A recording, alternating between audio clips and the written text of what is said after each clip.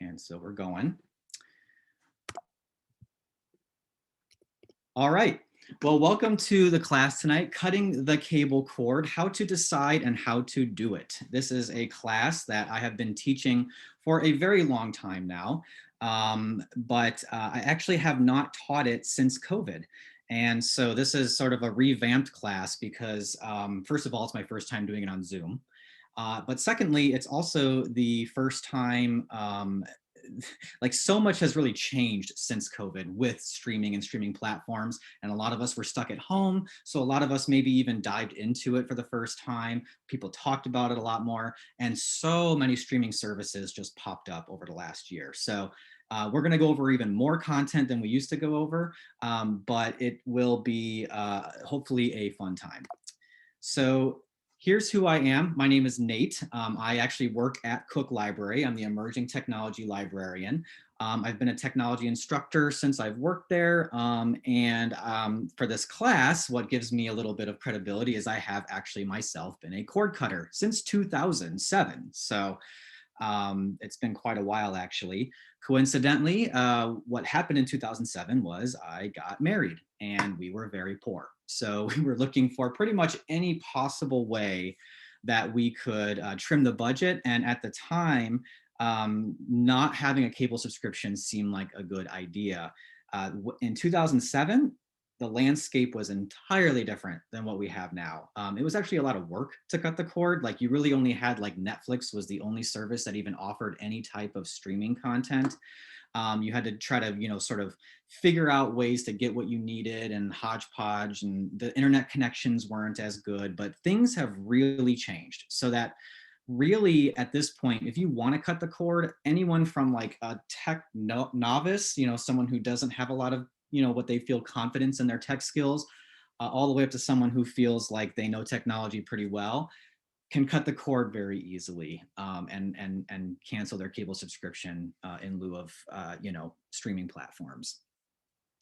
So there's my email as well. If you ever feel like you have a follow-up question or anything, feel free to reach out to me. I'm happy to answer as best as I can. Here's our plan for what I want to cover this evening.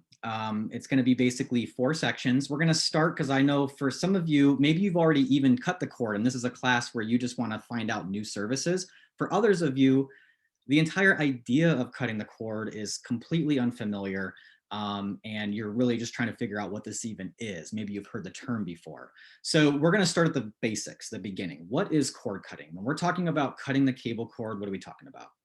Then I'm going to move into a section where we're going to talk about how you can decide if cutting the cable cord is right for you. And it's not right for everyone. And I'm not here to tell you that it's what everyone should do.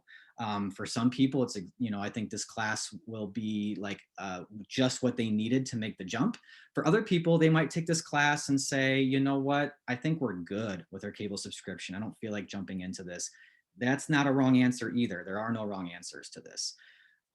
So that's, helping you make that decision. Then number 3 is when we're going to kind of pivot, and I'm going to assume at that point that, people in the class want to cut the cord or are interested in it. And we're going to get into specifics of services, what streaming services are out there right now. And then we're going to wrap it up with what equipment is out there right now. So if you did have to actually buy some equipment to make this an easier adjustment for you, what sorts of devices are out there that can make cord cutting easier for you. So let's go ahead and get started if there's no questions. Again, I am kind of monitoring the chat, so if anyone has anything, feel free to type it in. You might have to send it to just the host. I don't remember how we have it set up for the questions, but you should be able to do that, no problem. But let's go ahead and get started. So what is cord cutting? Let's start with just a basic dictionary definition. So Oxford Dictionaries defines cord cutting as the practice of canceling or foregoing a cable television subscription in favor of an alternative internet-based or wireless service. So there's a lot of like kind of word jargon in there. But you get the idea that it has something to do with, getting rid of your cable television subscription, and that it also, is going to have something to do with the internet. Okay. Here's my simpler definition. What we're talking about when we talk about cutting the cable cord is essentially talking about using the internet and or an antenna, like an over-the-air antenna, like what we used to use prior to cable, you know, like the rabbit ears on top of the TV or the big kind of wiry looking thing on your rooftop. Using the internet and that, or one or the other, to watch your TV and to get rid of your cable subscription that you pay a monthly subscription for. Where this gets tricky is, especially in our area, you're probably limited to either using something like Comcast Xfinity for your internet, or something like AT&T. Maybe your mobile service if you use like Verizon for your home internet, but most people for home internet are still using one of those two. And so what I don't want to have people think is that we're being literal here and that you should just go cut the cable cord that's coming out of your wall, because for a lot of us, if we're using Comcast, it's bundled. Our internet is bundled with our cable subscription. And so we're not actually talking about cutting that cord. What we're probably talking about in this area where things are bundled so much is modifying that subscription service to Comcast, for instance, to just be internet and to not be bundled with a cable subscription service. I like this quote that came from a website that I follow frequently. It's just cordcuttersnews.com. They write a lot about, what new services are out there and what life is like if you're a cord cutter. And one of the things and the reasons that people do this is that cord cutting is all about kind of taking control of what you pay and what you want to watch and when you want to watch it. So I feel like at first with cord cutting, there was a lot of talk about this was going to be a way for everyone to save money, because cable bills, and they still are, but cable bills were getting to be so outrageously priced that you could, if you didn't really watch that many channels, you could kind of look at these streaming packages and figure out how you could save a lot of money. I would say at this point, the business model and the business for cord cutting has changed to where it's possible to save money and you can save quite a bit. But what is more important, I think, to people who are cord cutters is it's more about just taking control over, like, I'm actually paying for what I want to watch, and I'm watching it when I want to watch it. And if I don't want to watch it anymore, I can stop paying for it. Okay. I think that it's that flexibility that a lot of people who cord cut are looking for, that they don't feel like they're getting with their cable package, which is kind of just like, here's your channels. This is what you're paying per month, whether you watch it or not. And if you want to cancel it, there's going to be some cancellation fees. And by the way, the price that we gave you for that cable package may or may not be what you actually pay because of hidden fees, and because maybe you got started in at a lower rate, and we're going to graduate that after a few months. And it's almost hard for some people who have been stuck with cable for a long time to really even wrap their head around that there's this option where all of that sort of extra stuff is just gone. With streaming platforms, there's no installation fees. There's no cancellation fees. What they tell you you're going to pay per month for a streaming platform is exactly what you will see on your credit card bill. No hidden fees. And if you want to cancel, you just cancel. You don't even have to talk to anybody. You can just like go into your account and cancel. And it's not like a gym membership where they make you like write a letter and go talk to someone, or if you have Comcast and want to do things, you've got to like call or maybe even have a technician come in. It's just not like that. There's something that's very simple, I think, for people who decide to go this route as opposed to the traditional cable route. So, what do you need if you want to do this? Okay, let's start with the basics. First of all, you still need that high-speed internet. And because you are going to be streaming most likely video, it does have to be pretty high speed. You've got to have a healthy internet connection to make this work.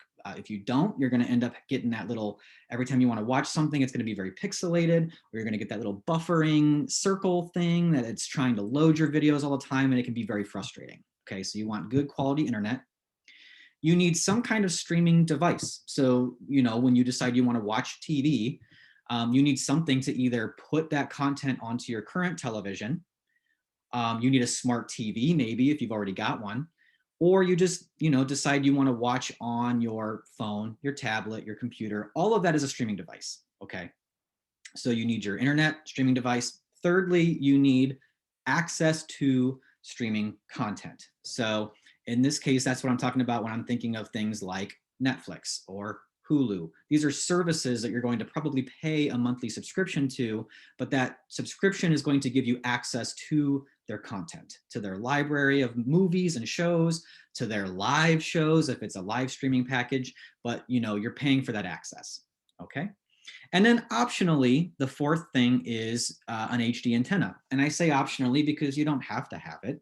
But I do find for a lot of people who cut the cord that they like having an over-the-air antenna to get those local channels and to get the local broadcasts and to catch some of those live events if you don't have a live streaming package that are still broadcast on network television.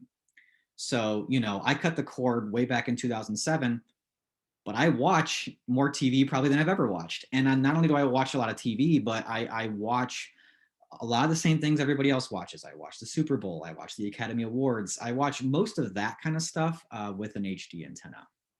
And we're gonna get into details on pretty much all this stuff, but that's the bare bones of what you need. All right, before I move on here, any questions at all? Before I move on to how we decide if this is right for you. I'll give it just a sec. Hoping everybody can hear me okay. It feels weird. I feel like I'm kind of talking to the void here. I'm used to a class where I can see people. All right, I'm gonna assume we are good then. All right, so how do you decide if cutting the cable cord is right for you? Well, the first thing you need to think about is that first thing I said that you need, which is your internet. Is your internet fast enough to handle cord cutting and streaming? Well, right here I have, these are the recommended speeds from Netflix, Netflix being the most popular streaming platform. They have on their website what you need to speed-wise in order to stream their content without interruption. And what you can see here is that it actually depends on what kind of device you're watching this on. If you're just watching on a standard definition television, now this would be a pretty old TV at this point. Most TVs aren't standard definition, but this would be like the really big boxy TVs with the analog TVs, and like the connections are like the yellow, white, red connections. And these are TVs that you might even have a hard time getting rid of because no one wants to even recycle them at this point. But if you've got a TV like that, because it's doesn't have to provide as crystal clear and high definition of a signal, they can deliver you streaming content at 3 megabits per second. If you have an HD TV, which is going to be most of us that have like a flat panel style TV that does high definition video, you're going to want at least 5 megabits per second speed in your home internet connection to get uninterrupted video content. And then lastly, if you've got a very, very nice 4K surround sound, ultra HD theater type TV, and you want to be able to stream a Netflix movie and have it look great and, and not be interrupted with choppy signals and pixels and, buffering, then you're going to be looking at needing quite a bit more speed at 25 megabits per second. Okay.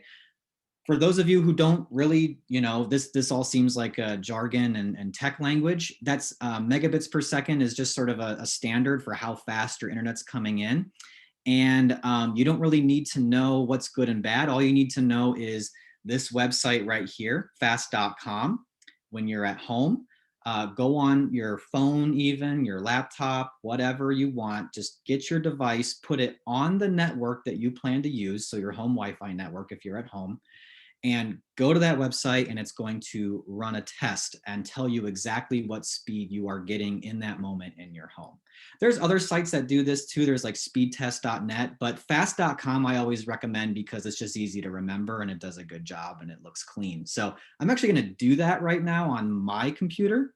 So you can see like let's find out what speed I'm getting in my home right now. And I can tell you right now in my home, I'm just using a regular Chromecast connection that is pretty much available to, I'm assuming, everybody who lives in our library district and who is attending this class. So I'm going to go ahead and click on that.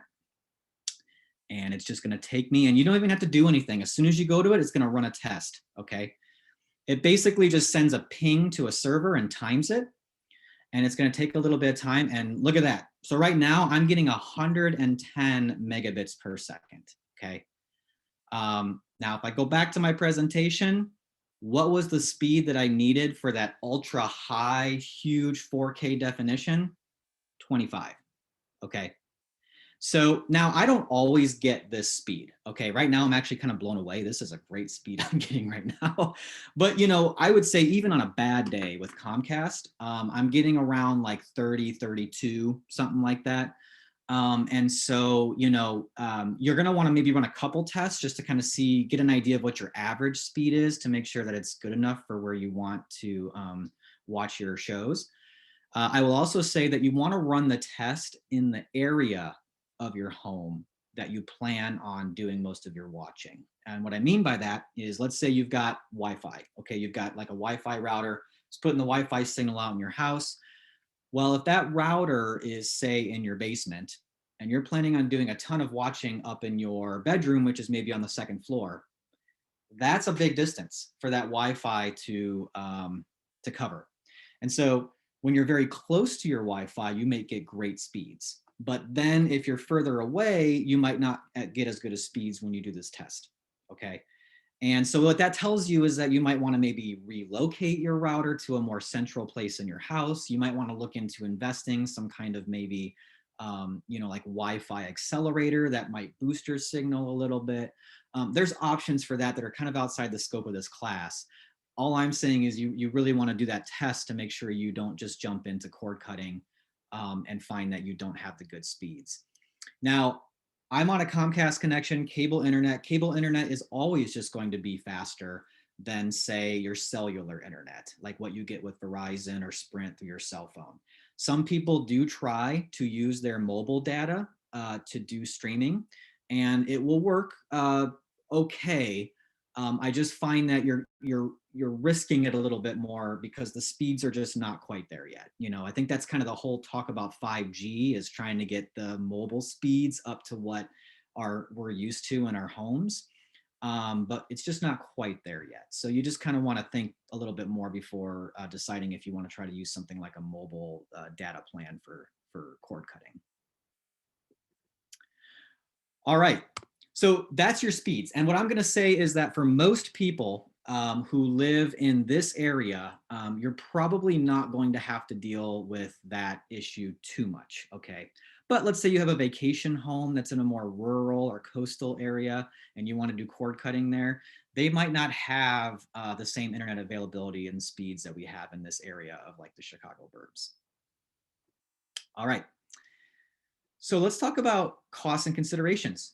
A lot of this does come down to cost as far as what people are willing to do. And you've got, I think, kind of two things that you want to ask yourself at first. And that is, how much do you pay for television now? Okay. Like what's your total bill? And then how much is your bill for internet service without cable TV? Okay. That is not always an easy thing to answer, especially if you're in something that's bundled, because unfortunately, if you get your Comcast bill, it's not going to have a nice line item that tells you like, here's what you're paying for internet, and here's what you're paying for cable, and here's what you're paying for your landline, and here's your hidden fees. It's going to basically just be one bill. They might itemize some fees on there. And so the only way you're really going to find this out if you're on a bundled package is you're going to actually have to call them, okay? And you're going to have to talk to, say, Comcast, and you're going to have to ask them what your bill would be without cable TV if you were to cancel it. And I can't say because it's been so long since I've had to do this, but I know from experience talking to other people, you might get a spiel that says something like, well, of course it's going to lower your bill if you get rid of cable. But just so you know, when you bundle it with cable, you're getting the internet at a much discounted rate, and you're going to be paying more for internet if you cancel your cable TV service. And so, I don't really have a way of saying whether that's true or not. All I can say is that for me and my decision making, it had to come down to the bottom line. And I think that's for everyone. Like you might have to kind of say to yourself, am I okay with paying what could be maybe not getting the best deal for internet service if that means the bottom line is that I'm saving, say, $50, $60 a month total because I don't have this cable package added to it, okay?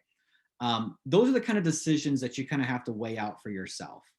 But you need that number. You need to know sort of what your total bill is now and what that difference would be if you were to take out that cable subscription. Now, I just want to throw this out here because Consumer Reports did a report on this, and you can click, anything that's underlined in this is a link that you can click on. But just 2 years ago, they did a report and found that $450 is the amount that cable company fees add to a typical annual TV bill. So even what they're telling you you're paying for cable, let's say when you sign that contract and they say you're going to pay this much per month, on average, it ended up being, I think it was around $37 per month more than what they said. And then that added total to about $450 average for the average American that they were paying additionally on top of what they were quoted as saying they were going to pay for their cable bill. And so these are other things that you have to take into consideration as well, that you really just, like I said before, you do not deal with when you're dealing with streaming packages. What they say you pay on a streaming package is exactly what you get, or what you see on your bill. So just another thing to kind of keep in mind. Okay. When you get those numbers, you get that number of how much your total bill is and how much it's going to be for internet. Then we have to start thinking about what kind of things are you going to have to add to supplement what you're losing with your cable package. So you're canceling your cable, but what are you going to have to subscribe to now to get you the shows and the movies and things that you enjoy watching? Okay. And there's kind of two ways you have to think about this initially. And one is that you look at your one-time purchases. So these are the things that you're just going to have to purchase once to get you kind of up to speed in your home for being a cord cutter. So it might be something like you don't have an HD antenna, so you have to buy one if you want to do an antenna and have those channels. Maybe your TV is not a smart TV, and so you need to buy an access device. This would be something like a Roku or like an Apple TV or an Amazon Fire Stick that you're going to plug into your TV to get you the access to this content. Like I said, those are just one-time purchases. You're not going to have to buy those every month, but you have to buy them initially. Okay. Then you need to look at what your monthly costs are going to be. And what they are going to be is your internet service. So that's that number of what, when you call Comcast or AT&T and say, I don't want cable anymore, what's my internet going to be? That number, plus the monthly subscriptions to any streaming platforms that you're going to decide to purchase. Netflix, Hulu, Amazon, Sling, whatever, okay? And that's going to be your new monthly bill. And then you kind of have to weigh if it actually is saving you any money, okay? And for some people, it really does. And it has a lot to do with your television watching. So what I always like to point people to is this little tool. It's called it's called the cord cutting calculator. And it's a really great tool. And I'm going to apologize up front because I used this for my class for years. And then I found out today that it actually it's there. It just doesn't work anymore. But I'm going to show you it anyways, because I do think even though the actual calculating itself doesn't work anymore, you get a really good idea of how to do the math yourself. Okay, so I'm going to click on this. Hopefully you guys can still see this. Okay. And if you scroll down here, it's telling you step one, how much do you pay for cable and internet? How much would you pay for internet on its own? That's kind of the two questions I asked at the very beginning, okay? But then it gives you here all these different streaming platforms, and you can just check the box on which ones you think you're going to need, okay? And you can click on any one of these services if you want more details about what they offer. And we're going to go into detail on a lot of these later on in the class. So you'll have a better idea after the class of what you might decide you want to subscribe to. But you're going to basically do this. And then it's such a shame it doesn't work anymore. But at the bottom, it would tell you your total cord cutting expenses. And then it would actually tell you whether or not you're better off sticking to cable, because you're actually going to spend more money to cut the cord, or it would tell you how much exactly you would spend to cut the cord and how much you would save if it was less. per month. And so you got a really good idea budgetary wise, like where you would stand and if it would be worth it, from a cost perspective to cut the cord. So unfortunately, and I'm terrible at math, so I loved having this, but you can kind of see what it's doing and you can do it yourself on paper, which is, kind of just adding up what those streaming services would be per month and looking at your cable bill now and calculating if you're going to save money or if you're going to, end up losing money by cutting the cord. I would say back in the day, it was an easy, yeah, you're definitely going to save money if you cut the cord, but you won't have as much content. Like you're probably not going to be able to watch every single show that you want to watch. Now it's much more of you could pretty much get anything streaming. Anything you like to watch now, you could probably get streaming somehow, but it might not save you much money. Okay. And so that's where actually knowing the services helps. And that's what our second part of the class is going to help with. All right. So that's part of calculating the cost. The other thing you kind of want to ask when you're trying to decide if this is good for you is I always say maybe try to do something called like a TV audit of what your actual television viewing habits are. Basically, like what type of television watcher are you? This is going to help you decide, even if you do cut the cord, it's going to help you decide what services you might need. And the big question is, are you going to need what we would call a live streaming service? Okay. What I mean by that is initially when cord cutting kind of became a thing, pretty much all of your streaming platforms were like Netflix, Hulu, and Amazon. And it was all on demand. There was no live TV coming through there. Okay. And then you had to use an antenna if you wanted any live TV. That's really not the case anymore. Now they have actual like live TV streaming packages that are just done through the internet instead of your cable subscription. And why you want to know if that would be good for you is because, first of all, it's a lot more expensive. So if you don't need it, then you don't need to add that to your cost. But some people will need it, especially, for instance, if you're like, say, I've got the CNN logo there. If you're a news watcher, if you're someone that's kind of a news junkie, it doesn't do you any good to watch yesterday's news or on-demand news. You need the live news. You need people who are telling you what the news is now. Also, if you're a sports fan, if you're a big sports fan, it's not as fun to watch a game the next day. Some people do it, but you're probably going to want to be able to watch the games that are broadcast when they're broadcast. So that's going to mean you might need to do a live streaming package. On the other hand, if you do a TV audit of yourself and you say, boy, it's great that I've got, hundreds and hundreds of cable channels, but when it comes down to it, at the end of the day, I pretty much just watch, I don't know, the Today Show in the morning and Masterpiece Theater on the weekends. Well, that's all network TV. You could cancel everything. You could just go back to having an antenna and be entirely happy and spend nothing, just spend absolutely nothing. This is why it's important to just think about what kind of TV watcher you actually are. Do you have kids or grandkids? And you might need to think about what streaming services are going to give them kids content. You might find out that really your thing is HBO. You love those HBO shows. And so maybe you just need an HBO Max platform and nothing else. And that's going to run you like $15 a month and that's it, Maybe you're just someone who is really into reality TV, really into like home remodeling shows. You could just do something like a Discovery Plus streaming platform and cancel everything else. And that runs you like $5 a month. Okay. So that's what's nice about cord cutting is there's options. And it helps to know what kind of TV watcher you and your family are to help you decide what platforms you might want to do. All right.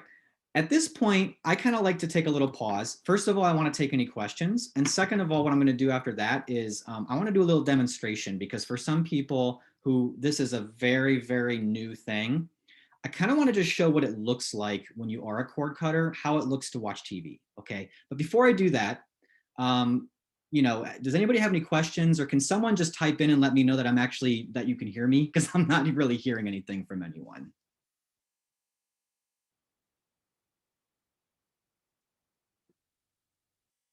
We're good. Okay, good. No questions is maybe a good thing too. Then I think we're good. All right. Thank you people for just letting me know that I'm actually shouting to somebody. Okay. Good. All right. So what I want to demonstrate though is what does it look like if you decide to cut the cord and you actually want to watch TV? My guess is you don't want to be watching everything on a laptop all the time. So you want to actually watch it on the nice TV that you have in your living room. So some of you may have a smart TV, which is great. And then you might be able just to do this all on your TV already. A smart TV is just a TV that has the ability to hook up to Wi-Fi. Okay. And not everyone has a smart TV, and even people who do have a smart TV might not really like the menu and might not like the way that it's laid out, okay? And that's where it can help to maybe buy a streaming device, okay? And so what I have here in my hand, this is called a Roku. It's just a little tiny, they even look sleeker now. This is kind of an older model. And you can get one of these for around, $30 or so, okay? This isn't the only brand. We're gonna get into like all the other ones that are out there, but this is just one of them, okay?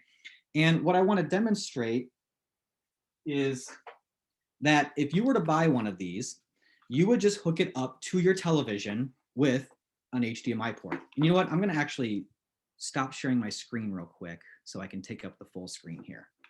Okay, and so yeah, you'll use this HDMI port and you're gonna plug one end into your Roku or other device, and the other end just goes into any HDMI port that you have on your television. Every television these days is gonna have 2 or 3 HDMI ports, okay? And then whenever you wanna watch TV, instead of just flipping on your television and channel surfing, you're gonna flip your TV to that input, that HDMI input on your TV. And then you're gonna use the Roku to pretty much turn on anything that you want for television, okay?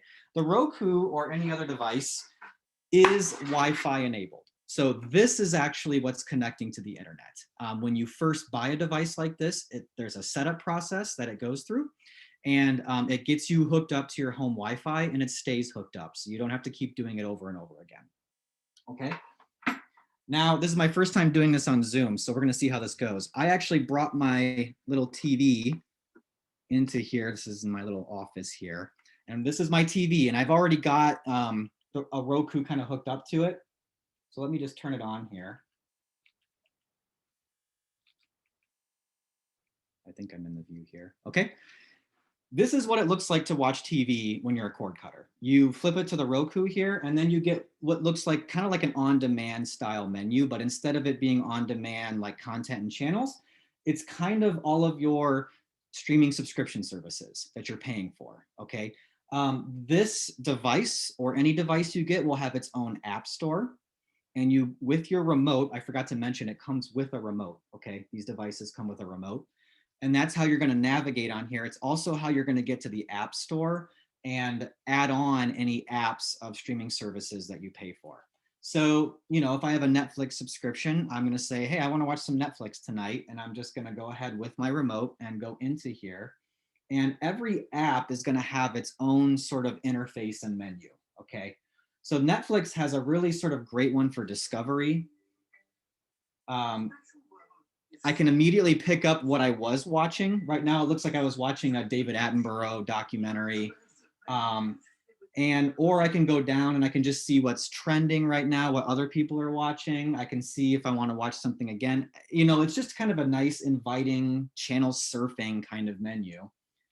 And let's just say that I want to go ahead and watch another episode of my, you know, nature documentary. So it actually remembers where I left off, and I can watch that, or I can switch to a different episode if I want to. Kind of like having a DVR, I can fast forward, I can rewind. Nowadays, pretty much all of these are going to have things like subtitles and closed captioning. So all the stuff, all the features that you're used to with television watching, it's really not different, okay? And you can see picture quality wise, it's not really, as far as I've got a good internet connection, as long as I've got a good internet, it's pretty much just as good as if I were watching regular cable television, okay? As much as I would love to keep watching that, I'm sure there's some copyright issues there with me just broadcasting it like that, so I'm gonna stop. But anyways, that's my demonstration, just to show people who are not familiar with this at all that you can cut the cord and have it still feel like a living room television experience, okay? I don't have a live streaming package, one that actually shows like live cable TV through the internet. But if I did, all it would be is an app that I would go into. And once I went into that app, it would look kind of like a channel guide, of what's live right now. And I would just go into that and start watching TV. All right, I'm gonna go ahead and get my presentation back up here again. And let me make sure I get sorry, bear with me just one moment. All right, so that's my demonstration, and that's what cord cutting looks like. So we've kind of went over, whether this is good choice for everyone. You kind of decided maybe this is something you want to do. Let's actually start diving into what are the actual streaming services that are out there right now. And boy, this is the area that I had to really revamp the entire course on, because it has definitely changed a lot, even just in the last year. In fact, I want to give two disclaimers before I jump right into the streaming services. One is that I kind of wanted to say that this is just an informational presentation, so I'm not really here to sell you on anything, even though it might sound like if I'm saying something's really cool or whatever.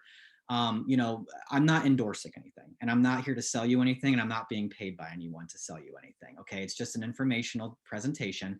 But the other disclaimer I want to give is that this stuff seriously changes every day, sometimes even every hour, okay? Even still, even though cord cutting has been around for a while, we're still kind of in the wild west of this right now. And there's a lot of like new platforms cropping up, and each platform is kind of vying for your dollars. So they're all throwing like new perks in, new gimmicks, new content, anything to try to get people to subscribe to their service, okay? So stuff does seriously change all the time. And so I might even say something in this presentation that someone in here could go in the chat and be like, oh, that's not true anymore. There's actually something different about it. So just keep that in mind. This is sort of a survey of the landscape right now. Before I jump into the streaming platforms, let's talk a little bit about HD antennas, because I always get a lot of questions about this. Okay, so for those of you who have been in cable for so long that you kind of forget what it's like to use an antenna, they still do have HD antenna. Well, actually they have antennas and they're HD now. Stuff is still broadcast, over the air through the airwaves. And now it's broadcast in HD. So the thing I kind of want to stress with an antenna, if you decide to get one, is don't think, if your memory of an antenna is from the analog days, don't think that you're going to sacrifice quality by using an antenna.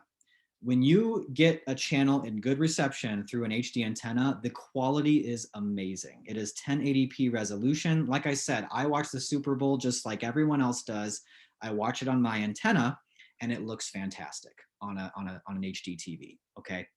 And this is gonna really help you if you cut the cord by, for free, getting you a lot of your major networks and your local programming. So you can get your local Fox, ABC, NBC, I say CBS, but I put a question mark next to it because a lot of people have difficulty getting good reception for CBS.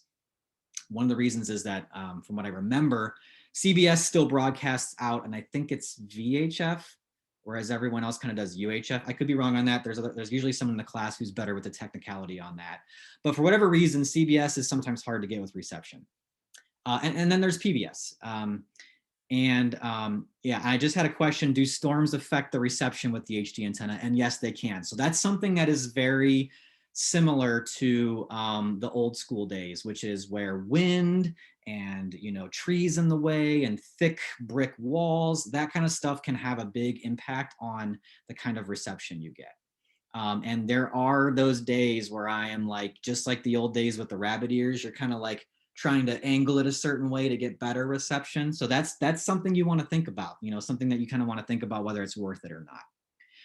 But one thing that's nice about the antenna is it kind of gives you your channel surfing fix. Okay, so like, the thing is with a lot of streaming platforms, they're all on demand. You kind of have to know what you want to watch and then you put it on. But with an antenna, you can get that good old feeling of sitting down and just flipping through the channels, and you will be amazed how many channels are actually out there on antenna. What you do is you get an antenna, you hook it up to your TV, you run a channel scan, and I'm telling you, I don't have cable, but I probably get somewhere around 40 or so channels to flip through. Even within, say, PBS, there's usually like 4 sub channels. So it's like WTTW, the main channel 11, but it's also WTTW Prime and Create, which is like your crafting and cooking shows, and like World PBS, which focuses on like world issues. And there's a kids PBS channel. And that's true for like ABC as well, and Fox. And then there's all these other antenna channels. There's like an antenna channel that just plays old movies all day long. There's another one that actually plays like old game shows all day long. So there's a lot of really cool channels that are out there. I had a question of, do you need one per TV? And the answer is, it depends. So you can get one for each TV and just hook it up if it's like sort of a set-top box one. But if you do have a rooftop antenna, if you get a rooftop antenna, or if the old one you have is still there, it probably still works. And that can go into the box like your television or your cable does. And if you can do that, if you can get the antenna to kind of go back into that box that is sort of probably somewhere central in your house, like your basement or utility room, then that can actually go into all the coax inputs on in your walls, and you can just plug your TVs into the wall like that. That's actually how I have it set up in my house. We've got one antenna, it's plugged into the utility room, and then that goes through and goes to all the coax cables in the wall. So, but if that's too confusing, or if it's just too much work, you could just get a set-top antenna for every TV you have. I like to point people to a website, tvfool.com. It's not pretty. It's a pretty old school website. But what you can do is you can put your street address in there, and it will actually tell you where your local broadcasting towers are for every network. So you can actually know which angle to put your antenna at for different networks. It'll tell you if you want to put it, face it north, south, east, west. This link right here, this Consumer Reports one, is a great link that just gives you a bunch of tips if you're getting bad reception, some tips for how to get better reception. And I always get people who, they really love having DVR and being able to record shows. And if you are looking for something like that for the antenna, they do have some options. Each of these is a link you can click on. I'm not going to spend too much time on them, but there are little boxes you can buy that are like TiVo or different things for recording shows from antenna. So what's the cost? The cost is, well, the content's free. Everything that's broadcast over the air is entirely free. The one-time cost of your device is going to depend. You might just get a set-top box, and you can get those for these days for as cheap as, say, like $15 or so. That's kind of that picture in the lower right is just, they kind of look like little flat panel type things. They're very small. And you can even like hang it on a wall, or, you can even, some people even have luck just laying it flat. It takes some experimenting. If you want to do a rooftop unit, which will get you better reception, there's just no bones about it. It's going to cost you a little bit more, but not a ton. I said $130, but that's like your top of the line rooftop antenna. You can get a pretty good one for about 50, 60 bucks. Okay. I will say, especially for your set-top antennas, you want to make sure it's amplified. It'll say on the box, if it's an amplified antenna, that'll amplify the signal. And it will get you better reception if you do that. And that doesn't really even make them all that much more expensive. It's just a feature that you kind of have to look for. So just make sure it's an amplified antenna. All right, so I want to get into the streaming platform stuff. If you have other questions about antennas, I can take them probably at the end of the class. But let's get to the real stuff, the streaming internet stuff that we've all come here to talk about. So let's start with the on-demand streaming platforms. So these are not going to be like live television. These are all going to be kind of like what I showed you in the demonstration, where you go into those apps and they're going to have sort of a menu of content that you can watch at any time. And let's start with the biggie. Everyone's probably heard of Netflix. Netflix was kind of the first one in this game. They started out as that sort of DVD service where they would mail you DVDs. And then they slowly got into streaming content, and it's just exploded over the years. And they've always kind of maintained that dominance within the streaming environment. And they've been very business savvy and smart about it. So let's talk about some details. So if you were to subscribe to Netflix, you're going to get thousands of movies, documentaries, and TV shows available at any time. Netflix also has a great selection of kids content. I don't know if you could see it in my demo, but there's actually an entirely separate kids menu you can go into. So I've got 2 kids myself. I can kind of just give them a remote, tell them to go into that kids area, and they can find some really great shows. And the menu is very like kid friendly and interactive. With Netflix, you're never going to see any commercials. Okay, your subscription to Netflix pays for all the content on Netflix, and they have an exploding collection of original content. They were the first ones to do like a streaming only series. You know, it was what was it called with Kevin Spacey? Anyways, where he's the president. That was House of Cards. House of Cards. That was the first streaming kind of show that was completely original to a streaming platform. And but since then, that's just been so common. You just know it's a Netflix show. Have you seen this on Netflix? Okay, they've got stand-up specials. They've got their own TV shows. They've got movies they do now. They're a contender in the Academy Awards usually as their own movie studio. So there's a ton of original content, and they also have a large licensed catalog. So kind of a rotating collection of movies that you've heard of and TV shows that you've heard of. Now, the downside with Netflix is that licensed material, it revolves, it rotates. So for the stuff that's like, one day you see a movie in there that you're like, oh, I love that movie, I want to watch it someday. Well, you could come back a week later and that movie is no longer there because maybe the license that they had, the agreement they made with the studio has expired and it's gotten taken down, and then now they have new titles. Okay. The other kind of downside to Netflix is that if you watch TV shows that aren't Netflix shows on there, so like back in the day, I caught up on Breaking Bad through Netflix. Okay. The problem is that the shows and the episodes on there are never going to be current. It's always going to be about a season behind. Okay. So how much does Netflix cost? Well, it kind of depends on a couple factors, one of which is how many screens do you want to be able to simultaneously stream on? Meaning, let's say my wife wants to watch something on Netflix in the living room and I'm in the bedroom and I want to watch something different on Netflix at the exact same time. That's a simultaneous stream, okay? How many can you do at a time? Depends on your plan.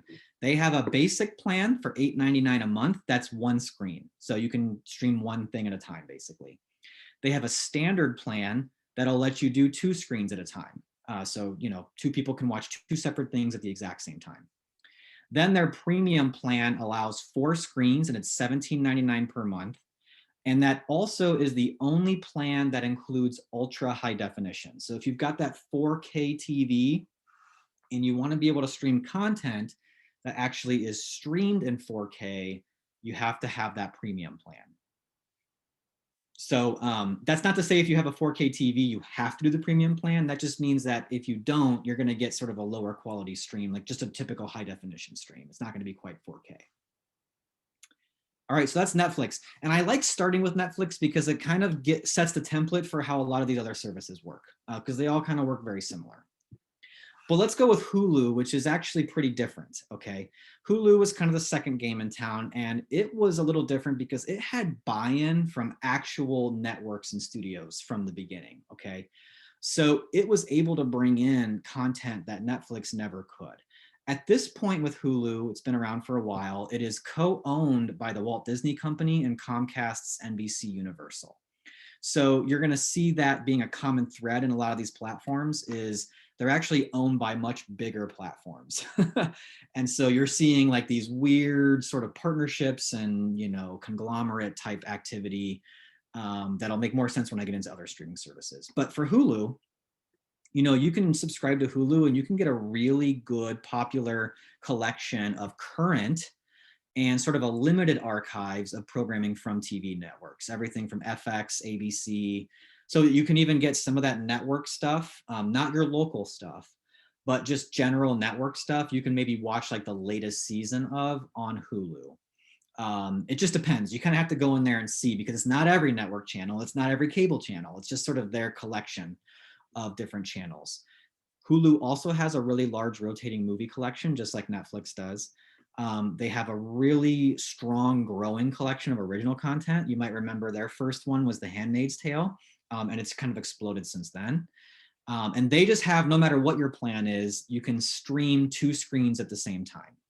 But their cost of Hulu runs very different than Netflix. So the way that they price Hulu out is really whether you want commercials or not.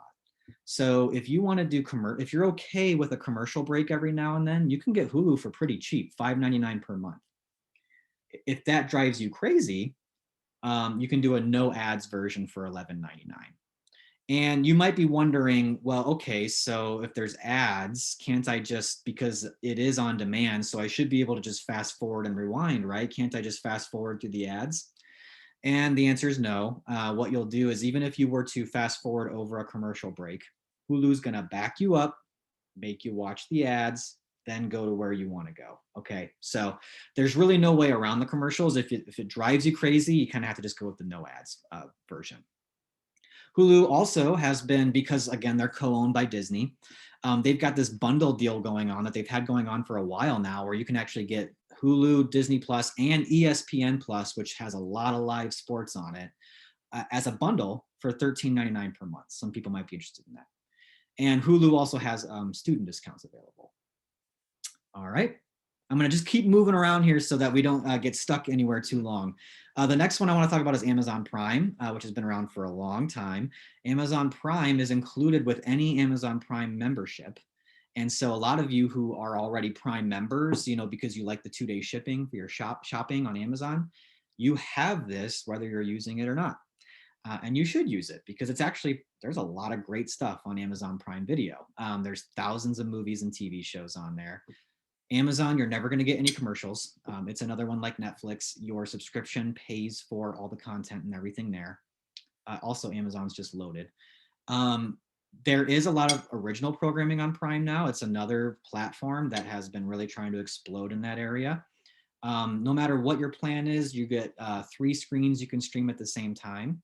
But the one thing that's tricky about Amazon Prime is when you go into Amazon, if you go into the app, you're gonna see everything. You could watch anything almost. Like every movie's there, every TV show, but not everything there is included for free with your Prime subscription. What you'll find is you might go into a movie and it'll actually say you can rent it for, you know, a couple bucks, or it's like almost like a pay-per-view kind of thing. So Amazon has this portal with like pretty much anything you could ever want to watch, but not all of that is included with a Prime Video subscription. So you kind of just want to look and make sure that you're only watching the Prime stuff if you don't want to pay extra. A Prime Video membership is kind of hard to talk about. It's kind of part of their Amazon Prime membership. An Amazon Prime membership will run you about 13 bucks a month, or if you want to pay for the whole year, it's 120. They do have an option though, if you're not an Amazon shopper and you don't care about any of the other stuff that comes with Amazon Prime, you just want the video content, you can do an $8.99 per month Prime Video only subscription. All right, let's keep moving. So Disney Plus. Disney Plus is kind of Disney's foray into the streaming environment, but Disney owns everything, as we know. So you're not just getting Disney stuff with Disney Plus. You are also getting everything from Pixar, you're getting Marvel stuff, anything Star Wars, National Geographic, and more. So if you're a Star Wars fan, all those Star Wars movies are going to be there all the time at your fingertips. All the Marvel stuff is just there always. Disney also owns 20th Century Fox, the movie studio company. So there's always a lot of just great old 20th Century Fox movies and TV shows. So like shows like The Simpsons, Disney Plus is where you can go if you want to have at your fingertips every Simpsons episode. Disney Plus is a lot like Netflix and Amazon. There's not going to be any commercials with it. It's commercial free. Your subscription pays for Disney Plus. They also are doing a ton of original content. I'm sure you're aware of some of it, like The Mandalorian, and a lot of the Marvel stuff that they've been doing, like Marvel, was it Marvel Vision? I don't know what the latest one was that had everyone people talking, but anyways, with Disney Plus, you can do a maximum of 4 screens at a time. And Disney Plus is also a little bit cheaper. You know, it's $7.99 per month, or you can pay up front for 80 bucks for the year. And I already mentioned it when I talked about Hulu, but it does have that bundle plan if you're looking at the Hulu ESPN bundle plan. And if you're a Verizon user, if you're on an unlimited plan, you can get a year free of Disney Plus. I kind of want to, you know, with Disney Plus, you're going to see this as we move on, that these companies actually own more than just their name. So Disney Plus owns 20th Century Fox for some reason. So you get this kind of thing where it's like, why would a Disney platform have Star Wars? Or why would it have The Simpsons? And you're going to find that with a lot of these when we get into like HBO Max and Paramount, because these are actually like really large corporations that own smaller corporations underneath them. And so when they build their own streaming platforms, that's kind of what they're vying for, is they want a platform that has so much content that you feel like you need to have it. Like, how can I not have this, you know? And the other thing that's great about Disney Plus, before I move on, is Disney, when it came to DVDs and Blu-rays, they used to put everything into the vault. So, you know, if you were a big fan of, say, like The Lion King, you'd have a few months to buy it on DVD or Blu-ray, and then it would just go away for years, and then they would come back out. With Disney Plus, there's no more vault. Every Disney movie that's ever come out is just like always available to you, which is pretty cool. And same with Pixar and, you know, all those great movies. So if you've got kids or grandkids, it can't be beat. Let's move on to HBO Max. And this is definitely a new big player in the game. So the thing is, HBO Go and HBO Now has been around for a long time. That was sort of the on-demand streaming version of just HBO, okay? But see, HBO is owned by Warner Media, so like Warner Brothers and a lot of other stuff. And so when it came to redesigning their streaming platform, they sort of made one that's called HBO Max, because it's got all the HBO stuff, but it also has anything having to do with Warner Media, okay? So you do not need to have an HBO cable subscription at all. You just go to hbomax.com and you sign up for the service, and it's an app that you put on all your devices. And you can watch new and old HBO shows along with Warner Media content. And that includes things like, say, South Park, the show Friends, Big Bang Theory. See, it's kind of all over the place, right? But it all goes back to who actually owns the content, you know. They've got a really large movie collection as well that rotates out, but it also includes limited access to brand new blockbusters. They pushed this out very quickly during COVID because the theaters were closed. So HBO Max came out because it was the only way to watch Tenet, which was the big Christopher Nolan movie. Wonder Woman came out, and you know, they wanted a way for people to be able to watch it when the theaters were closed, and so you could watch it on HBO Max. Judas and the Black Messiah, which had a lot of Oscar nominations, that was on HBO Max to watch. But you get limited access. When it's something like that, it's only on there for a few weeks and then it goes away. For kids, they've got, you know, exclusively Sesame Street, you know, it's Warner. So you've got all the Looney Tunes, Studio Ghibli, you know, like Spirited Away, you know, that kind of like sort of anime studio. All that stuff is exclusive to HBO Max. And with HBO Max, you can create up to 5 user profiles, meaning like you can have different members of the family have their own profile that they go into, which is nice because, you know, HBO content isn't really all that kid friendly, but if you had kids, you can give them their own profile and they can go into the kid friendly content. And it will also allow 3 simultaneous streams. And with HBO Max, you're not going to get any commercials either. And it's a flat fee, so it's $14.99 per month is what you'll pay for that. Apple TV Plus, you know, Apple had to get into the game, right? They couldn't just watch everybody else, you know, just fly by. So Apple TV Plus is Apple's attempt at a streaming platform. So the thing with Apple TV Plus is it's pretty much only original stuff. They have a really small collection of licensed content, but it's all originals. Okay, so they're really hoping that they're going to actually make shows and movies that are so good that you're going to need to have an Apple TV Plus subscription. There's no commercials, so your subscription pays for all the content, but they reportedly have a budget of about $6 billion to attract talent and invest in original content. So while there's maybe not a ton on there now, which isn't even true actually, there's quite a bit on there. Ted Lasso was a show that's on there that got some like Golden Globe buzz and things like that. So you're already seeing them sort of in that prestige camp a little bit. And it's just going to grow. I think they've got some exclusive deals with Oprah that are coming up. You know, so there's a lot to be on the lookout for. And the other thing I think they're banking on is that a lot of people will try it out because it's so cheap. It's $4.99 per month. And if you buy an Apple product, chances are you're going to get a year free of Apple TV Plus anyways. Then there's Paramount Plus. So Paramount, being the movie studio that you're familiar with, wanted to get into this as well. But Paramount is actually owned in conjunction with CBS by Viacom CBS. So you might remember there used to be an app called CBS All Access. If you were a CBS fan, you could, basically get a streaming version of all CBS content. They got rid of that. That doesn't exist anymore. And now it's just all part of Paramount Plus. This is where it gets kind of confusing, right? Because it's kind of like movie studios, TV networks are kind of in this weird combining relationship now with streaming platforms that you kind of have to just pay attention to. But if you get Paramount Plus, you're going to get content that was on CBS All Access along with Viacom content, which is like Comedy Central, BET, MTV. And then you get Paramount Pictures stuff. So you get some old movies from Paramount Pictures. And then they're going to start streaming new movies that come out from Paramount about a month and a half after they're in theaters. So you're still going to get like that brand new content on there as well. And there's CBS Sports. So with Paramount Plus, one of the nice things about it is if you're on the more expensive tier of Paramount Plus, you can watch a lot of live CBS Sports on there.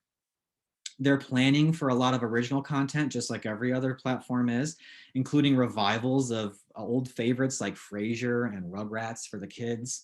So, hopefully they're hoping that you're going to say, oh, I need this too. How can I live without it? So with Paramount Plus, you can create up to 6 user profiles and you can have 3 screens streaming at the same time. Their cost is you can do, sorry, I've got that mixed up. Sorry, it's $6 for ad-free, not 10. $6 for ad-free. And then if you can't stand the commercial breaks, it's $10 per month. Then there's Peacock, which is sort of NBC Universal's version of this. So again, everybody's getting into the game. So this is NBC Universal's streaming service. There's a lot of stuff that's on there completely free. So you can go right now and try it out, okay? You don't have to have a paid subscription to watch Peacock material. And there's a lot of old like NBC shows you can watch. There's like old SNL skits on there. There's Seinfeld. It's also got some access to Friends and things like that. And then they have paid tiers for access to additional movies that are part of their vault and their library and additional shows as well. They're also on their paid tier. They have access to a lot of Telemundo series. So Spanish language stuff, you can get a lot of great stuff through Peacock. And with Peacock, you can do up to 3 screens at the same time. So their cost is you get limited access for free, but then they have the premium tier.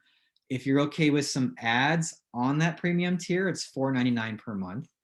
And if you don't want any ads, it's $9.99.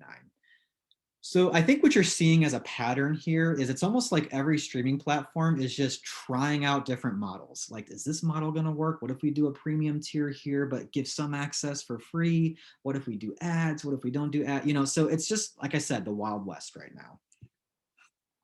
Then there's Discovery Plus, which allows you, it's sort of like a Discovery Network's streaming platform, which gives you all access to shows like from Discovery Channel, TLC, HGTV, Food Network, Animal Planet. They do have some exclusive content and more is coming soon. This is actually one of those that I didn't think we were going to use that much, but we tried it for a free trial because my kids love the Kids Baking Championship on Food Network. Then my wife started watching all the HGTV home remodeling stuff. And, I'll be honest, I watched it too. And before you know it now, it's just sort of a streaming service we have all the time. But it's pretty cheap. And that's what kind of keeps us in there. I think they've done their homework on this. It's $5 per month if you're okay with ads, and $7 per month for ad free. Okay, someone said, I know you're not shilling, but what do you have? They want to know what I subscribe to. Let me finish this part here and then I'll tell you what I do. But honestly, cord cutting is all about you and what you watch. So it'll be a very personal to me thing, but I'm happy to share it. So just give me 1 second for that. Discovery, you'll receive, you can do right now, if you're on a Verizon Unlimited plan, you might be able to get 1 year free of this. Then we have some popular extras that are on here. Some of these are entirely 100% free. So you can just put them on and try them out. Something like Pluto or Crackle or Tubi or IMDb. These are all entirely 100% free streaming services. They usually just have sort of like bargain bin like movies that they have in there. They just get access to things that they can do for cheap, and then they support it with ads. So you'll get like an ad break every now and then. But it's kind of nice. I like to mention these for people who just want to try cord cutting without actually paying for anything right away. So Pluto TV is the one I really like to highlight because it's actually, it works like live TV. You go into it and there's a channel guide, but it's like their own programming. And I was just in there last night and found out that they have a 24-hour stream of America's Test Kitchen, just all day long, America's Test Kitchen. And I'm a huge Mystery Science Theater fan. They've got a whole 24-hour stream of just playing old Mystery Science Theater episodes. It's actually a really great app. Movies Anywhere is where if you actually are someone who buys Blu-rays and you want a place to store those digital codes they give you, you can put this free app on your stuff, put those codes in, and then have access to all of your Blu-ray content. There's other apps like PBS has an app. They've had an app forever. And then there's very niche apps. So I always have people in my class who are big sort of like BBC mystery fans and Masterpiece fans, and Acorn TV might be a good fit for you. I love the Criterion Channel because I'm kind of a self-proclaimed film buff, and Criterion Channel just has some of the best foreign language films and things like that. So there's usually a streaming platform for just about anybody. And do not forget the library. Your library card is a powerful cord cutting tool. We have our own streaming platforms, actually. We've got Hoopla and we've got Canopy. Oh, someone just said they watched Brazil on Tubi. And that's a great movie, by the way. And that's a great, yeah, Tubi has some great stuff too. Okay, but yeah, back to the library. So, you should, if with your library card, give Hoopla and give Canopy a try. Canopy, by the way, is amazing. It's got such a great library of like sort of art house films, documentaries, and it also has a limited library of the Criterion collection in it. At the library, we also have where you, as a patron, can check out a Roku, that little device that I showed you, okay? But it's preloaded with access to Netflix, Hulu, Disney Plus, and HBO Max. It checks out for a week, and during that week, you can just plug it into your TV and you've got access to all that stuff, okay? And then don't discount our huge, vast DVD and Blu-ray collection. So it's a great way to binge watch past TV shows of shows that maybe you don't get anymore if you cancel your cable subscription. And we've got a huge film library. So there's tons of ways to get plenty of stuff to watch through the library. And the cost is free, of course. All right, so then we're going to move on to live TV options. I am not going to spend a lot of time on this, just so you guys don't completely leave me because it's just so overwhelming. I'll answer that question though about what I have. So right now I have Netflix, we've had Hulu, those two we've had forever. I've got Amazon Prime, and that's really just because we are Amazon Prime, like we shop on Amazon. I don't know that we would have it if we didn't just get the perks of Amazon Prime. We have Discovery Plus, which we tried on a free trial and then ended up just kind of liking it. And then we have the Criterion Channel, which I love. If you're a film buff, I strongly recommend the Criterion Channel. And then we have just the free YouTube app, not YouTube TV, which I'll get to in a second. But my kids love just watching YouTube all the time. In fact, we probably could get by with just that. Oh, and we do have Disney Plus. So it's adding up. And here's something I want to mention. Because it is so easy to cancel these things, and not only cancel, but just reactivate if you leave. What I am suggesting to consumers is we might enter a time where you kind of just want to have a rotation of these things. Like, for instance, I heard about this great new show on Apple TV. Let's do Apple TV for a month. We'll watch the show and then we'll cancel it. And then, Netflix has some great stuff, but I haven't watched Netflix in a while. Why don't we cancel it and then we'll just reactivate it if we feel like we need it? I think that's going to get to where we need to be if we don't want to be paying cable TV prices soon, because there's just so many streaming platforms, and how water cooler talk goes. I had someone just the other day ask me, if I'd seen this show and it was on Apple TV Plus. And I was like, I don't have Apple TV Plus. And it was like, dang, we can't have that conversation. Okay. So I feel like we're going to get to this time where we're all just going to kind of subscribe, but not be tied indefinitely to these subscriptions, and just sort of rotate in and out what you want to watch when you want to watch it. Oh, I got a question about when you cancel cable, what happens to your Wi-Fi package? And the answer to that is you just have to call and tell them that you still want to have your internet. And they're going to take the cable TV part out of your bill. And then you'll just pay for an internet bill, which is what I've paid since 2007. And I don't know the exact numbers, but from what I hear of people who do pay cable TV, it's still dramatically cheaper just to pay the internet bill. Hope that answers the question. Okay, let's move on to live TV, because this is really its own thing, okay? Denise, I'll get to your question in just a sec. So with live TV, you are actually getting what looks like a cable subscription, but you're getting it through the internet. So if you subscribe to one of these services, you're gonna actually like see cable TV when everyone else sees it. So like, let's say you like to watch, like CNN, you're going to get the exact same CNN broadcast as a cable subscriber gets, but you're not getting it through a cable subscription. You're getting it through one of these live TV options. But the reason people like to do this is because no long-term contracts, no installation fees, no cancellation fees. Okay, you just call up and say, don't even call, you just go to the website. Go to the website and say, I want to do Hulu TV live, okay, for instance, as an example. Sign up immediately. They give you you get the app, you put it on, and you've got cable TV. You don't like it, next month you just cancel it and you're done, okay? Very different than, kind of trying to deal with a company like Comcast or AT&T to negotiate or work through your cable TV package. I am not going to go through every one of these because it's just too much to go through, and they're all very, very similar. There's so much you can do on your own to do and I'm going to give you some tools to do your own research on if you're thinking about live TV, which one to do. And here's some considerations you want to think about. So what channels are included? It's just like any other way you do cable. There's basic packages and there's premium packages, and they'll tell you what networks are in there.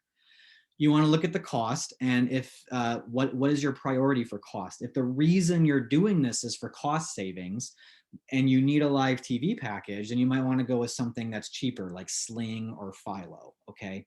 But you're going to see when you start looking at this that live internet streaming packages can run anywhere from $20 up to like 70 plus, depending on what channels you need, okay? You want to look at how many screens you can watch at once. So how many TVs do you have in your house? How often do people like to watch TV separately but at the same time? You want to look at what kind of add-ons or perks are available. So for instance, they're not all that different, but for example, DirecTV Now, which is a live streaming package, offers free HBO.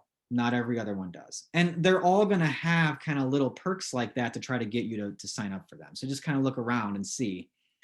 You also want to look at things like, do they offer cloud DVR storage, and what does that look like? And what I mean by that is, you're used to, with cable, you're used to being able to record shows. Like if you're not going to be home, you record the show on your, DVR.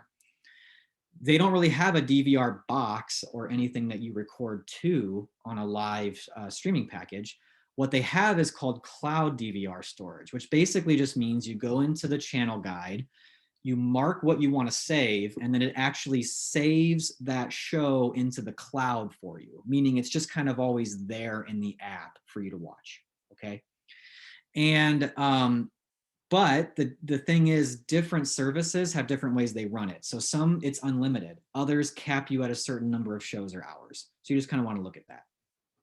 Then you want to make sure that your devices are supported. These days, most of the time they are, but if say you're trying to use your smart TV, make sure that smart TV actually has the app available to do the live TV streaming before you purchase the live TV streaming. And then the last consideration you're going to want to think about is, are local channels available through this live TV streaming package? Not every live TV streaming package is going to offer local channels. A lot of them will just be the national cable channels. Maybe that's okay, because maybe you're also going to have an antenna and you're planning on that giving you your local content. Or there are a few, like YouTube TV, which do have partnerships with local syndicates and do allow you to get your local version of CBS, local version of Fox, all that stuff um, in your streaming live TV package. All this stuff should be transparent on all of these services websites, and these should be easy questions for you to find out, okay? Now, here's the thing. So you might look at this and you say, they all do the same thing. Where should I start? How can I decide which of these services is going to be worth it? So I'm going to suggest that, you're going to want to think about, what are your favorite channels? What are the channels that you really feel like you watch all the time? Then you're going to think about, what are those most important features to you? Is it cost? Is it how many screens you can stream at the same time? Is it those DVR functions? Okay, think about what the features are that you need. Okay, look at your budget. And then this is a link that you should click. This is Clark's 2021 Top Live TV Picks. Okay, this is a great tutorial that will walk you through all the big live TV streaming packages and start telling you, like, what's the pros and cons? Why is this service great? What are some things that could be improved about it? Okay, that's going to really help you get an idea of which live TV streaming package is best for you. And then they have a secondary article that I recommend called Clark's Channel Comparison Chart. It's really cool. It actually lays out different cable channels. Okay, so like Comedy Central, the History Channel, all these different, what you would consider sort of basic cable channels. And then in a chart will tell you which live streaming package from which company will give you that channel. So these are pretty indispensable tools to use. And so that's going to help you make that decision, because to be honest, this is also like the Wild West, and they all are so similar in what they're offering. Okay, but they're owned by different people. YouTube TV, for instance, is kind of Google's version. Philo is trying to hit that sort of low, like people who are very budget conscious. Sling has been around forever. But they're kind of more of like a la carte. They want you to kind of build your own package. Hulu TV, live TV is kind of banking on the fact that you might already have Hulu and just want the simplicity of adding Hulu live TV. So, there's just a lot of factors into how these companies are deciding, what kind of live TV package to offer. And I go back to the beginning, maybe you don't even need a live TV package. I don't have one, okay? But I also don't watch a lot of sports. I also don't watch 24-hour news channels. Okay, so maybe you do, and this would be something you might need to look into. All right, we somehow got through it. We got through all of the actual content, and then we're gonna kind of wrap up just by talking about equipment. This is just if you need to buy any actual streaming specific equipment for your cord cutting. Before that, I'm going to go back to one question, and that is when someone just asked what content was available on the library Roku. So I'll just go over that again. We're looking at Netflix, Hulu, HBO Max, and Disney Plus. Those are the 4 on there. Okay. All right. Oh, and someone asked if there's anyone that can actually install an antenna on a roof and run the cables for you. That is hard to find. And I actually used to have that on my slide, and I think it's called Air TV. There is a company that will come out and do it for you. When I send out the slideshow, I will also include that link in the email that I send out. I'll make a note of that real quick. Okay. All right, so let's talk about equipment. All right. So a lot of you might already have like a smart TV or a Blu-ray player or a gaming console that actually already has some of these features built into it. And so the answer might be that you don't actually need to buy anything. You don't need to buy any extra equipment. You can immediately start using your smart TV or whatever you have to do it. So these will often have an area in them, like a menu that you go into where you can actually add apps, and you just do it all through that smart TV or Blu-ray player or whatever, okay? What I will say about this is sometimes people still decide to go with a dedicated streaming player like the Roku I showed, because sometimes smart TVs, they just don't have the same kind of menu features, or it's not as nice of a browsing experience. Or what often happens is sometimes the actual channels themselves or the apps like Netflix or Hulu, they might lag behind in features on those smart TVs. Not in the content. The content is all the same. You're not going to like lose out on movies or TV or anything, but the actual features. And the reason that that happens is because let's say Netflix wants to put out a new feature for its menu, like a new like smart searching feature.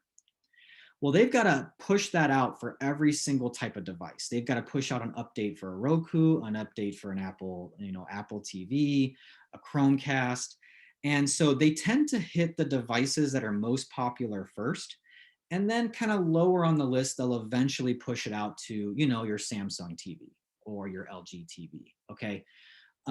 If that's not a big deal to you and your stuff is working just fine, then you don't need to worry about it. But what I find is some people get frustrated with the cord cutting experience because they try to use their smart TV and they just find that it's like glitchy and it's always pausing and it always wants to restart. And I kind of want to say you should try just getting a $30 Roku or something like that to see if that makes your experience better, because it might. And then the other thing to remember is that things like laptops, computers, and phones can stream as well. So, anything can really, and what's nice actually is, let's say you're a Netflix subscriber. I've got it on my TV. I watch a show for a while. Then I'm like, oh man, I gotta go to work. I go to work. I'm on my lunch break. I'm by myself, and I kind of want to just have something to occupy me on my lunch break. I can actually pull up the Netflix app on my phone. It's authenticated, from the Netflix. The same account is on both my TV and my phone, and it will remember where I left off. Okay, and so I can actually just pick up where I left off on that show at home while I'm on my lunch break at work. It's a really nice feature of using streaming platforms. Okay. Question came in. Can't you just borrow Roku from the library to try it out? Yeah, absolutely. So do that. Yeah, definitely. Try out that Roku from the library. It's a great way to just try out a streaming device. Let's start with the Roku. Okay, so I start with the Roku because this is a company that this is all they do really, is they just create streaming devices. You're gonna find with a lot of the other ones that they're actually just much larger companies and they make a streaming device along with everything else they make, but not Roku. Roku is definitely all about streaming devices. And for that reason, one thing that's nice about them is they're kind of what I call content agnostic. They do not care if you look at Apple content, Amazon content, Netflix content. They've got no competition in the content arena. So they're not tied into any other sort of larger tech company's ecosystem. And so they're able to have some features that they're pretty standard now on most devices, but they were brand new to the Roku, which is something like where you could actually search for a movie across apps. So if you were like, oh, I love The Big Lebowski. I want to watch The Big Lebowski, but I don't remember. Is it on Netflix? Is it on Hulu? What is it on? They had one search where you could go and you could type that movie in and it would tell you any app that it was on. Okay, it was kind of nice. The way Roku works is they got a couple different models. The more expensive ones are the ones that are going to support 4K. So if you've got a 4K television, you're going to need to probably buy a 4K Roku.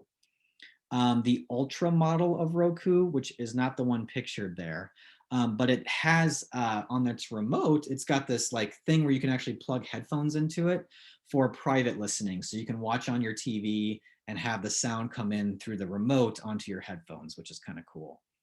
And Roku, you might be aware that they actually have full-on TVs and sound bars available. So you can go to Best Buy and you can actually buy a Roku TV. It's like made by TCL as the company, but the entire like system is the Roku experience. And same goes for their sound bars as well. So you can get a sound bar that's a Roku sound bar, but it also includes the ability to kind of plug into your TV and get all the menu features. A Roku will cost you anything from, the bare bones version, which is, totally fine. That's what we give out the library. And that's what I just showed you and what I have. And it'll run you about $30.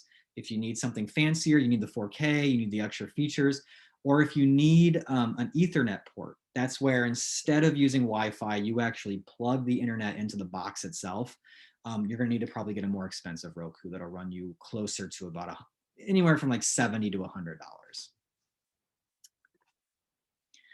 Apple TV, this is not the same thing as Apple TV Plus, which we talked about because that's the channel in the app.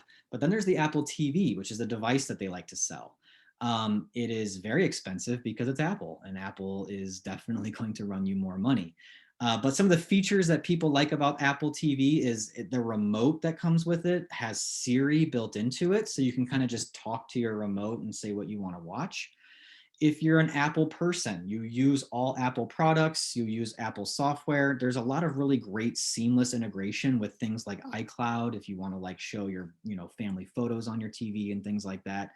Apple Music, if you're an Apple Music subscriber, you can very easily stream music from your Apple TV through your TV speakers.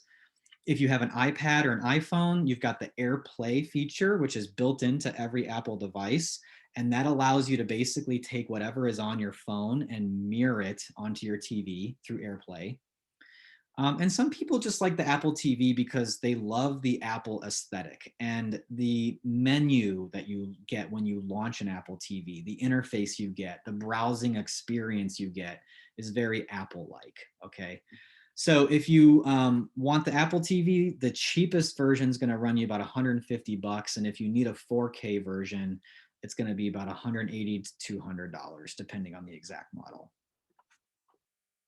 Then there's Amazon's version of basically the same thing. So Amazon Fire TV is there's what you see there pictured is the Fire Stick, which looks almost like a USB stick, but instead of a USB at the end, it's HDMI, which plugs straight into your TV. And then you get your own remote. That remote has Alexa built into it, which is Amazon's voice remote system. So you can just talk into your remote and run your apps that way. And the way it works, because it's so tied into Amazon, is you actually plug it into your TV, you immediately connect it to your Amazon account, and then through your Amazon account, you add your apps, your Netflix, your Hulu, all that kind of stuff to the menu. They also have a device called the Fire TV Cube, which you see pictured there. It's definitely more expensive, but that's because it's basically a Fire TV, but also an Echo, which is kind of like their Alexa type, like voice controlled home thing. It's all built into like one combo unit. And with the Fire Cube, it really is designed to make it so that I think you still get a remote just in case, but they actually don't really want you to use a remote. They want you to entirely just talk to this cube and say, hey, show me all the action movies out there. And it'll bring up action movies, okay? The cost of an Amazon device, if it's a stick, that'll run you about $40. If you want the 4K stick that does 4K, that'll be about $50. And if you want that cube thing, that'll be about $120.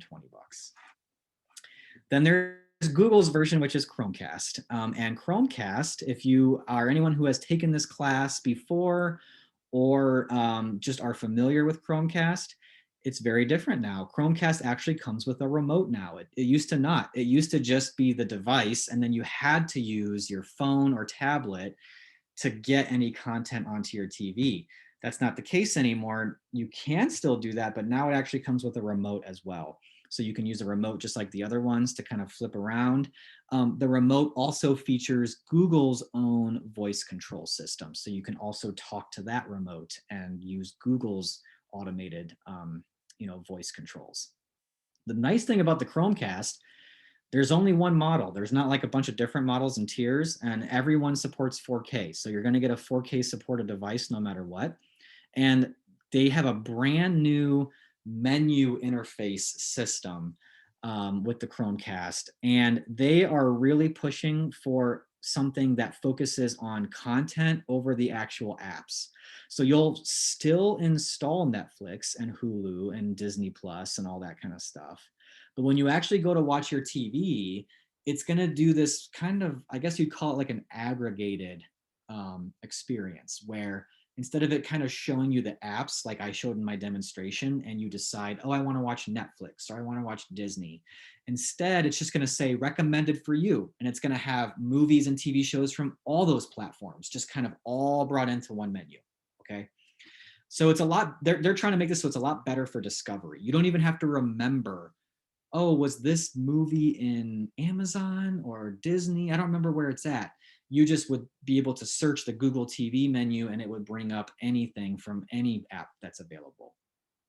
And Google has been, spying on all of us for years and years and years. So they've got a lot of powerful artificial intelligence technology, and they have kind of poured a lot of that into Google TV. And so its recommendation engine is very machine learning. It actually learns your preferences over time, learns what you like, so that when you say, I don't know what to watch, what should I watch? It's going to give you something that it really is pretty confident you're going to like. Okay. Kind of creepy, but also kind of cool. I don't know. And for those of you who are the old Chromecast users, it still can do all of that casting from your phone and your tablet and things that you were used to before. And the price is $50 for a Chromecast. All right, we whipped through that thing very quickly, and I gave you a lot of information. So here's where I kind of extend this out to questions, and I just kind of want to remind you of two things, one of which is that this entire slideshow will be emailed to you in the next day or two. Anything that's underlined, you can click on. So definitely explore, use this slideshow to keep researching. And these days, there are so many cord cutting articles and resources out there, a ton. So, even a simple Google search of like, what is this streaming platform? You're going to find, like a Business Insider or Fortune article written up about it, a tech blog will write up about it. YouTube has so many tutorials and reviews of streaming platforms and devices. So there's so much you can do on your own to keep researching this. And if you get too in the weeds, don't hesitate to ask a librarian at your library to help you out with finding more information. So that's all I have for my presentation, but I do want to open this up for questions at this point, which you can put into the chat. So. All right, so I have a question here that says, I have the older Chromecast device, and when I stream from my phone for live channels, I do get spinning and problems at times. Is that because of the Chromecast? I have 100 megabytes per second from Comcast for Wi-Fi. That's a tricky thing to know without actually kind of observing it, but it could be. I've had some of that same issue too with Chromecast, especially since now they've kind of moved to this new Chromecast with Google TV. So at this point, any Chromecast you have is a couple generations older. And so it's going to, as time goes on, probably get a little glitchier. And I've had some problems with my own Chromecast, and some things just, I can't get it to go. It just spins and spins and spins. And then I close out of the app, and sometimes I can get it to work and sometimes I can't. So I guess all I can say is I share that experience with you. And there's a good chance it probably is the Chromecast that has something to do with that. Have you heard anything about AT&T streaming? So I'm going to guess what that's referring to is DirecTV Live, I think is what it's called. And that is AT&T's version of cord cutting, which sounds super confusing. But the idea is that you can, if you want to get rid of your satellite dish or your AT&T satellite provider, you could actually have a cable internet subscription like Comcast and do DirecTV as your live streaming platform, because DirecTV is just owned by AT&T, okay? But you do not need to have an AT&T subscription or plan to use it. You can just go to AT&T's DirecTV Now website for streaming, and it's kind of like a cord cutter's version of DirecTV, okay? I think that might be what you're thinking of. And yeah, it's going to be competitive price-wise with every other one like YouTube TV, Hulu Live TV. But that's the one where I think for their perks, they're offering free HBO. So you might want to look into that. All right. I hope that answers the question. Okay. Any other questions out there? I've got some very nice compliments. Thank you very much. But I do want to keep answering questions. I'll stick around for a bit.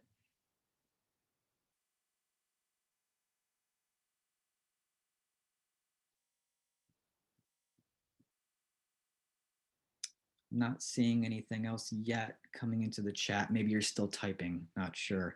I will remind everybody that someone said, so what should I do? Yeah, it can get a little overwhelming. I definitely feel that, especially now. It didn't used to be like this, but now there's just so many options. So, you start with, again, looking at your TV viewing habits, and just start looking at what platforms are out there. And there's so many good write-ups out there about what different platforms are out there. So anyways, you'll have in this slideshow, you'll have my contact information. If you have follow-up questions, I can try to answer them as best I can in the time I have. And then this will be recorded, remember. So if you want to go back and watch this, you can. I'll have it up on our YouTube channel for the library for about 2 weeks, and then I'll take it down, okay? All right, so I have another question here. I have a nice LG Smart TV. Can I get a live app for CNN or MSNBC on it to watch live? I can't seem to figure it out myself. Do I have to have one of the live TV things? Okay, so it's not true for every network, but for something like CNN or MSNBC, you probably are going to need to do a live TV package. They don't have sort of at this point a fully realized standalone CNN or MSNBC app. You're probably still looking at trying to get a live TV package. With that said, I will say, I think most of the live TV packages include those 24-hour news type channels, which would be MSNBC, CNN, and Fox News. You know, you could probably get a pretty cheap live TV subscription that would include those channels. And for cheap, I would look at either Sling TV is pretty cheap or Philo is the cheapest. I think Philo is only like $20 a month, but you're going to want to make sure it includes those channels. But I think it does. So, all right. Anything else? Going once? Going twice? All right. I'm going to go ahead and at least stop sharing my screen here. And I just want to thank everyone for coming out tonight, for sitting through this presentation, and good luck with your streaming endeavors. And I'm going to go ahead and end the meeting. So thank you, everyone. Have a wonderful evening.